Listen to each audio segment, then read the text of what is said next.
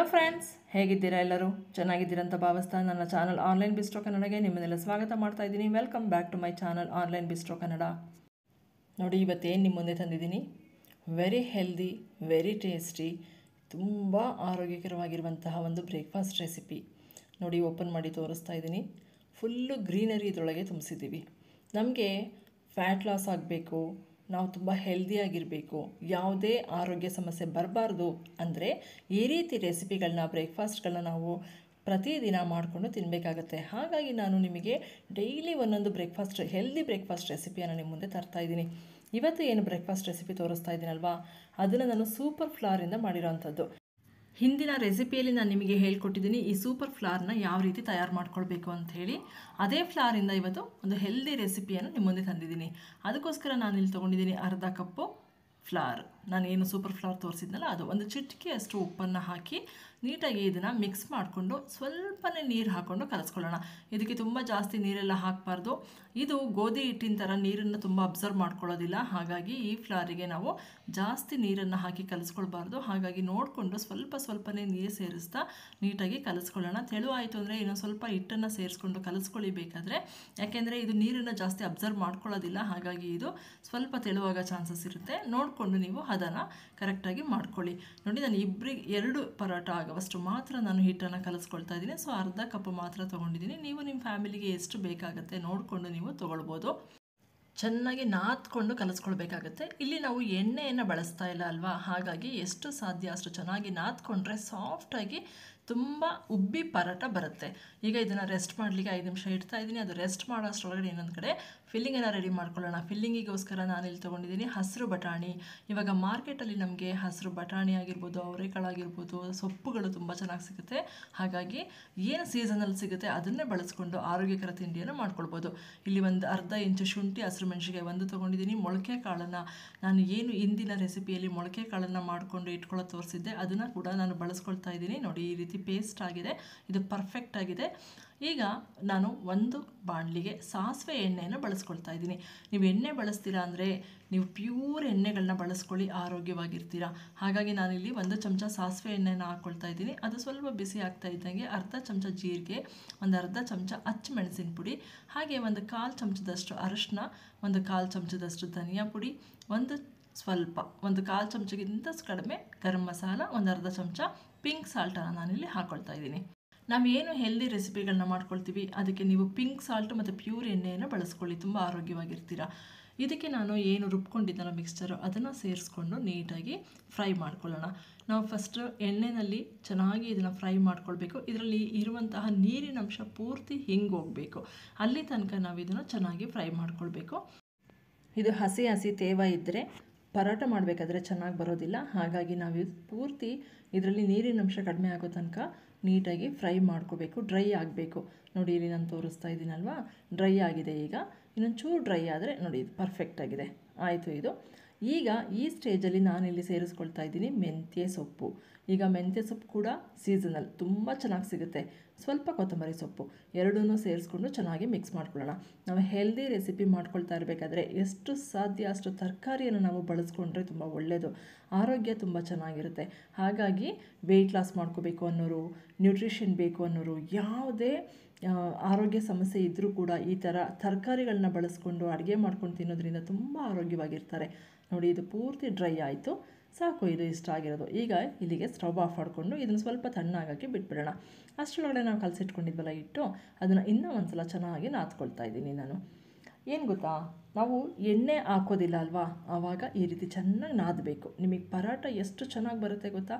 ಸ್ವಲ್ಪ ನಾವು ಎಣ್ಣೆ ಕಡಿಮೆ ಬಳಸ್ತೀವಿ ಅಂದರೆ ಕೈಗೆ ಕಷ್ಟ ಕೊಡಬೇಕಾಗುತ್ತೆ, ಪರವಾಗಿಲ್ಲ. 1-2 ನಿಮಿಷ ನಮಗೆ ಒಂಚೂರು ನಾದುತ್ತೀವಿ, ಕಷ್ಟ ಆಗುತ್ತೆ ಅಂದರೂ ಪರವಾಗಿಲ್ಲ. ಬಟ್ ಹೆಲ್ದಿ ರೆಸಿಪಿ ರೆಡಿ ಆಗುತ್ತೆ. ಹಾಗಾಗಿ ಚೆನ್ನಾಗಿ ನಾದ್ಕೊಳ್ಳೋಣ. ನೋಡಿ, ಸಾಫ್ಟಾಗಿದೆ ಇದು. ನಾನು ಏನು ಫ್ಲಾರ್ ಮಾಡ್ಕೊಳ್ಳೋದನ್ನು ತೋರಿಸಿದ್ದೀನಲ್ವಾ, ಆ ಫ್ಲಾರಿಂದ ತುಂಬ ಸಾಫ್ಟಾಗಿರೋಂತಹ ಪರಾಟ ನಿಮಗೆ ರೆಡಿ ಆಗುತ್ತೆ. ರೊಟ್ಟಿ ಆಗಿರ್ಬೋದು, ಪರಾಟ ಆಗಿರ್ಬೋದು. ನೀವು ಯಾರಾದರೂ ಆ ರೆಸಿಪಿನ ನೋಡಿಲ್ಲ ಅಂದರೆ ಈಗಲೇ ನೋಡ್ಕೊಳ್ಳಿ ಯಾವ ರೀತಿ ಮಾಡ್ಕೊಳ್ಳೋದು ಅಂತ. ಅದರ ಮಾಡಿ ನೀವು ಕೂಡ ಇಟ್ಕೊಳ್ಳಿ, ತುಂಬ ಯೂಸ್ ಆಗುತ್ತೆ ಅದು. ನೋಡಿ, ಈಗ ನಾನು ಏನು ಫಿಲ್ಲಿಂಗನ್ನು ರೆಡಿ ಮಾಡ್ಕೊಂಡಿದ್ದೆ ಅದರಲ್ಲಿ 2 ಭಾಗ ಮಾಡಿಕೊಂಡು ಒಂದು ಉಂಡೆನ ಇದರೊಳಗಡೆ ಫಿಲ್ ಮಾಡಿಕೊಂಡು ನೀಟಾಗಿ ತುಂಬಿಸ್ಕೊಳ್ತಾ ಇದ್ದೀನಿ. ಈ ಥರ ನೀಟಾಗಿ ತುಂಬಿಸ್ಕೊಂಡು ಅದು ಹೊರಗಡೆ ಬರದೇ ಇರೋ ಥರ ನೀಟಾಗಿ ಕವರ್ ಮಾಡಿಕೊಂಡು ಇದನ್ನು ಉಜ್ಕೊಳ್ಳೋಣ. ಎಷ್ಟು ಮೃದುವಾಗಿರುತ್ತೆ ಈ ಚಪಾತಿ ಅಂತ ಹೇಳಿದ್ರೆ, ತುಂಬ ಜೋರಾಗಿ ಉಜ್ಜಲೇಬಾರ್ದು, ಇದು ಅಷ್ಟು ಮೃದುವಾಗಿರುತ್ತೆ. ಹಾಗಾಗಿ ಕೈಯಲ್ಲಿ ಒಂದು ಸ್ವಲ್ಪ ತಟ್ಕೊಂಡು ನಾನು ಲೈಟಾಗಿ ಇದನ್ನು ಚಪಾತಿ ಲಟ್ಸುವಂಥ ಲಟ್ಟಣಿಗೆಯಿಂದ ನಿಧಾನವಾಗಿ ಸ್ವಲ್ಪ ನಾವು ಉಜ್ಕೊಳ್ಬೇಕಾಗುತ್ತೆ. ತುಂಬ ಜಾಸ್ತಿ ಜೋರಾಗೆಲ್ಲ ಪ್ರೆಸ್ ಮಾಡಬಾರ್ದು, ಕಿತ್ತೋಗುತ್ತೆ. ಏಕೆಂದರೆ ತುಂಬ ಮೃದುವಾಗಿರುತ್ತಲ್ವ, ಚಪಾತಿ ಇಟ್ಟಷ್ಟು ಇದು ಹಾರ್ಡ್ ಇರೋದಿಲ್ಲ, ತುಂಬ ಮೃದುವಾಗಿರುತ್ತೆ. ಹಾಗಾಗಿ ನಾವು ಲೈಟಾಗಿ, ಅದರಲ್ಲೂ ತುಂಬ ತೆಳು ಎಲ್ಲ ಮಾಡ್ಕೊಳ್ಳೋಕೆ ಹೋಗಬಾರ್ದು, ಸ್ವಲ್ಪ ದಪ್ಪನೇ ಇದನ್ನು ಇಟ್ಕೊಳ್ಬೇಕಾಗತ್ತೆ. ಸಾಕು, ನಾವು ಇಷ್ಟು ಲಟ್ಟಿಸ್ಕೊಂಡಿರೋದು, ಇನ್ನೂ ಲಟ್ಸೋಕೋದ್ರೆ ಕಿತ್ತೋಗ್ಬಿಡುತ್ತೆ. ಈಗ ಇದನ್ನು ಕಾದಿರೋ ಅಂಥ ತವ ಮೇಲೆ ಹಾಕಿಬಿಟ್ಟು ಬೇಯಿಸ್ಕೊಳ್ಳೋಣ. ಇದಕ್ಕೆ ನಾನು ಪ್ಯೂರ್ ಕಡಲೆಕಾಯಿ ಎಣ್ಣೆಯನ್ನು ಸ್ವಲ್ಪ ಬಳಸ್ಕೊಳ್ತಾ ಇದ್ದೀನಿ. ಯಾಕೆಂದರೆ ನಾವು ಪರೋಟ ಮಾಡ್ತಾಯಿದ್ದೀವಿ ಅಂದರೆ ಒಂದು ಸ್ವಲ್ಪ ಎಣ್ಣೆ ಹಾಕ್ಕೊಳ್ಳೇಬೇಕಾಗತ್ತೆ. ಹಾಗಾಗಿ ನಾನು ಕಡಲೆಕಾಯಿ ಎಣ್ಣೆಯನ್ನು ಒಂದು ಚಿಕ್ಕ ಚಮಚದಲ್ಲಿ ನಾನು ಬಳಸ್ಕೊಳ್ತಾ ಇದ್ದೀನಿ. ಹಾಗಾಗಿ ಅದನ್ನು ಸ್ಪ್ರೆಡ್ ಮಾಡಲಿಕ್ಕೆ ನಾನು ಒಂದು ಬ್ರಷ್ ಸಹಾಯದಿಂದ ಎಲ್ಲ ಕಡೆ ಸ್ಪ್ರೆಡ್ ಮಾಡ್ಕೊಳ್ತಾ ಇದ್ದೀನಿ. ಈಗ ಇನ್ನೊಂದು ಬದಿಗೂ ಕೂಡ ಒಂದು ಚಿಕ್ಕ ಚಮಚದಲ್ಲಿ, ನೋಡಿ ಎಷ್ಟು ಚಿಕ್ಕ ಚಮಚ ತೊಗೊಂಡಿದ್ದೀನಿ, ಅಷ್ಟು ಚಿಕ್ಕ ಚಮಚದಲ್ಲಿ ನಾನು 1 ಚಮಚದಷ್ಟು ಎಣ್ಣೆಯನ್ನು ಹಾಕ್ಕೊಂಡು ಎಲ್ಲ ಕಡೆ ಸ್ಪ್ರೆಡ್ ಮಾಡ್ಕೊಳ್ತಾ ಇದ್ದೀನಿ.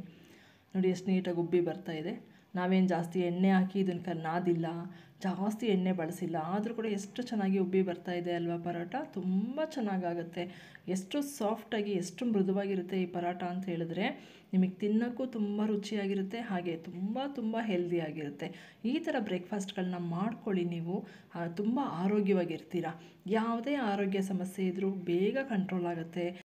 ವೆಯ್ಟ್ ಲಾಸ್ ಮಾಡ್ಕೋಬೇಕು ಅನ್ನೋರಂತೂ ಈ ರೀತಿ ಹೆಲ್ದಿ ರೆಸಿಪಿಗಳನ್ನ ಮಾಡ್ಕೊಂಡು ತಿಂದರೆ ಖಂಡಿತವಾಗ್ಲೂ ಆದಷ್ಟು ಬೇಗ ವೆಯ್ಟ್ ಲಾಸ್ ಆಗುತ್ತೆ ಅವ್ರದ್ದು. ಮತ್ತು BP ಶುಗರ್ ಇರೋ ಅಂಥವರು ಕೂಡ ಈ ಥರ ರೆಸಿಪಿಗಳನ್ನ ಮಾಡ್ಕೊಂಡು ತಿನ್ನೋದ್ರಿಂದ ಅವರಿಗೆ BP ಶುಗರ್ ಕೂಡ ಫುಲ್ಲು ಕಂಟ್ರೋಲಿಗೆ ಬಂದುಬಿಡುತ್ತೆ. ಇದಾಗಿದೆ, ಒಂದು ಪ್ಲೇಟಿಗೆ ತೆಕ್ಕೊಳ್ತಾ ಇದ್ದೀನಿ. ಈಗ ಅದೇ ತವ ಮೇಲೆ ಇನ್ನೊಂದು ಪರಾಟವನ್ನು ರೆಡಿ ಮಾಡಿ ಇಟ್ಕೊಂಡಿದ್ದೆ, ಅದನ್ನು ಕೂಡ ಹಾಕ್ಕೊಳ್ತಾ ಇದ್ದೀನಿ. ಇದನ್ನು ಕೂಡ 2 ಬದಿಯಲ್ಲಿ ನೀಟಾಗಿ ಬೇಯಿಸ್ಕೊಳ್ಳೋಣ. ಇದನ್ನು ಮಾಡಲಿಕ್ಕೆ ನಿಮಗೆ ತುಂಬ ಸಮಯ ಬೇಕಾಗೋದೇ ಇಲ್ಲ, ಬೇಗ ರೆಡಿ ಆಗಿಬಿಡುತ್ತೆ. ಆಫೀಸಿಗೆ ಹೋಗೋ ಅಂಥವರಾದರೆ ರಾತ್ರಿಯೇ ನೀವು ಏನು ಫಿಲ್ಲಿಂಗನ್ನು ತೋರಿಸಿದೆ ಅದನ್ನು ರೆಡಿ ಮಾಡಿ ಇಟ್ಕೊಂಡ್ರೆ ಬೆಳಿಗ್ಗೆ ಎದ್ದು ಬೇಗ ನೀವು ಬ್ರೇಕ್ಫಾಸ್ಟನ್ನ ರೆಡಿ ಮಾಡಿಕೊಂಡು ನೀವು ಆಫೀಸಿಗೆ ಲಂಚ್ ಬಾಕ್ಸಿಗೆಲ್ಲ ತೊಗೊಂಡು ಹೋಗ್ಬೋದು. ಹಿಂದಿನ ರೆಸಿಪಿಯಲ್ಲಿ ನಾನು ಆರೋಗ್ಯಕರ ಹಿಟ್ಟು ಮಾಡೋದನ್ನು ಹೇಳ್ಕೊಟ್ಟಿದ್ದೀನಿ. ಆ ಥರ ಹಿಟ್ಟನ್ನು ನೀವು ಕೂಡ ಮಾಡಿಕೊಂಡು ಇಟ್ಕೊಂಡ್ರೆ ನೀವು ಎವ್ರಿ ಡೇ ತುಂಬ ಆರೋಗ್ಯಕರವಾಗಿರುವಂಥ ಆಹಾರವನ್ನು ತೊಗೊಳ್ತೀರಾ, ಹಾಗೆ ತುಂಬ ಹೆಲ್ದಿಯಾಗಿರ್ತೀರಾ. ನೋಡಿ, ಇದು 2 ಕಡೆ ನಾನು ಸ್ವಲ್ಪ ಎಣ್ಣೆಯನ್ನು ಹಚ್ಚಿ ಬೇಯಿಸ್ಕೊಳ್ತಾ ಇದ್ದೀನಿ. ಎಷ್ಟು ನೀಟಾಗಿ ಉಬ್ಬಿ ಬರ್ತಾ ಇದೆ. ತುಂಬ ಮೃದುವಾದಂತಹ ಪರಾಟ ನಿಮಗೆ ಆ ಹಿಟ್ಟಿಂದ ತಯಾರಾಗುತ್ತೆ. ತುಂಬ ಹೆಲ್ದಿ, ಸೂಪರ್ ಹೆಲ್ದಿ. ನಿಮಗೆ ವಯಸ್ಸಾಗೋ ತನಕ ಯಾವುದೇ ಕಾಯಿಲೆ ಬರಬಾರ್ದು ಅಂದರೆ ಈ ರೀತಿ ಹಿಟ್ಟನ್ನು ಬಳಸ್ಕೊಂಡು ನೀವು ಮಾಡ್ಕೊಳ್ಳಿ. ನೀವು ರೆಗ್ಯುಲರಾಗಿ ಈ ಥರ ಬ್ರೇಕ್ಫಾಸ್ಟಿಗಾಗ್ಬೋದು, ಲಂಚಿಗಾಗ್ಬೋದು, ಡಿನ್ನರಿಗಾಗ್ಬೋದು, ಯಾವುದಾದ್ರೂ ಟೈಮಲ್ಲಿ ಒಂದು ಟೈಮು ನೀವು ಡೈಲಿ ಈ ಥರ ಹಿಟ್ಟನ್ನು ತಿಂತಾ ಬಂದರೆ ತುಂಬ ಹೆಲ್ದಿಯಾಗಿರ್ತೀರ. ನೋಡಿ, ನಾನು ಬಳಸಿರೋದು ಸ್ವಲ್ಪ ಎಣ್ಣೆ, ಆದರೂ ಕೂಡ ಎಷ್ಟು ಚೆನ್ನಾಗಿ ಉಬ್ಬಿ ಮೃದುವಾಗಿ ಬರ್ತಾ ಇದೆ ಅಲ್ವಾ ಪರಾಟ. ತುಂಬ ಮೃದುವಾಗಿರುತ್ತೆ. ಇಷ್ಟು ಆರೋಗ್ಯಕರವಾದ ಪರಾಟವನ್ನು ನೀವು ಮಾಡಿಕೊಂಡು ನಿಮಗೆ ಹೇಗೆ ಅನ್ನಿಸ್ತು ಅಂತ ನನಗೆ ತಿಳಿಸೋದನ್ನು ಮರಿಬೇಡಿ. ಆಗಿದೆ, ಇದು ಚೆನ್ನಾಗಿ 2 ಬದಿಯಲ್ಲಿ ಬೇಯಿಸ್ಕೊಂಡಿದ್ದೀನಿ, ಚೆನ್ನಾಗಿ ಬೆಂದಿದೆ. ಈಗ ಇದನ್ನು ತೆಕ್ಕೊಂಬಿಡೋಣ. ನೀವು ಈ ಥರ ಪರಾಟ ಮಾಡಿಕೊಂಡ್ರೆ ಇದಕ್ಕೆ ನಿಮಗೆ ಪಲ್ಯನೇ ಬೇಕಂತೇನಿಲ್ಲ, ಚಟ್ನಿ ಜೊತೆ ಅಥವಾ ಈ ರೀತಿ ನಾನು ಮೊಸರು ತೊಗೊಂಡಿದ್ದೀನಲ್ಲ, ಈ ಥರ ಗಟ್ಟಿ ಮೊಸರು ಜೊತೆ ಕೂಡ ನೀವು ತೊಗೊಳ್ಬೋದು. ತುಂಬ ಹೆಲ್ದಿ. ಬೆಳಿಗ್ಗೆ ಬ್ರೇಕ್ಫಾಸ್ಟಿಗೆ ನಾವು ಮೊಸರು ಜೊತೆ ಈ ಥರ ತೊಗೊಂಡ್ರೆ ತುಂಬ ಹೆಲ್ದಿಯಾಗಿರುತ್ತೆ. ಹಾಗಾಗಿ ನೀವು ಮೊಸರು ಜೊತೆ ಕೂಡ ಆರಾಮಾಗಿ ನೀವು ತೊಗೊಳ್ಬೋದು. ನೋಡಿ, ನಾನು ಫಿಲ್ಲಿಂಗನ್ನು ತೆಗೆದು ತೋರಿಸ್ತಾ ಇದ್ದೀನಿ. ಎಷ್ಟು ನೀಟಾಗಿ ಎಲ್ಲ ಕಡೆ ಈವನ್ಲಿ ಸ್ಪ್ರೆಡ್ ಆಗಿದೆ. ತುಂಬ ರುಚಿಯಾದ ಆರೋಗ್ಯಕರವಾದಂತಹ ಪರಾಟ ರೆಡಿಯಾಗಿದೆ. ಈ ರೀತಿ ನೀವು ಮಾಡ್ಕೊಳ್ಳಿ. ನಿಮಗೆ ಹೇಗೆ ಅನ್ನಿಸ್ತು ಅಂತ ನನಗೆ ಕಮೆಂಟ್ ಬಾಕ್ಸಲ್ಲಿ ತಿಳಿಸೋದನ್ನು ಮರಿಬೇಡಿ. ಹಾಗೆ ಈ ರೆಸಿಪಿ ನಿಮಗೆ ಏನಾದರೂ ಇಷ್ಟ ಆಗಿದರೆ ಪ್ಲೀಸ್ ಲೈಕ್ ಮಾಡಿ, ಫ್ಯಾಮಿಲಿ ಫ್ರೆಂಡ್ಸ್ ಜೊತೆ ಶೇರ್ ಮಾಡಿ. ಹಾಗೆ ನನ್ನ ಚಾನಲ್ಗೆ ಯಾರಾದರೂ ಸಬ್ಸ್ಕ್ರೈಬ್ ಮಾಡ್ಕೊಂಡಿಲ್ಲ ಅಂದರೆ ಈಗಲೇ ಸಬ್ಸ್ಕ್ರೈಬ್ ಮಾಡ್ಕೊಳ್ಳಿ. ಇನ್ನೂ ಒಳ್ಳೆ ರೆಸಿಪಿ ನಿಮಗೋಸ್ಕರ ತರ್ತಾ ಇರ್ತೀನಿ. ಮತ್ತೆ ಸಿಗೋಣ ಇನ್ನೊಂದು ಹೊಸ ರೆಸಿಪಿಯೊಂದಿಗೆ. ಅಲ್ಲಿ ತನಕ ಖುಷಿಯಾಗಿರಿ, ಆರೋಗ್ಯವಾಗಿರಿ. Take care, bye, see you in next recipe.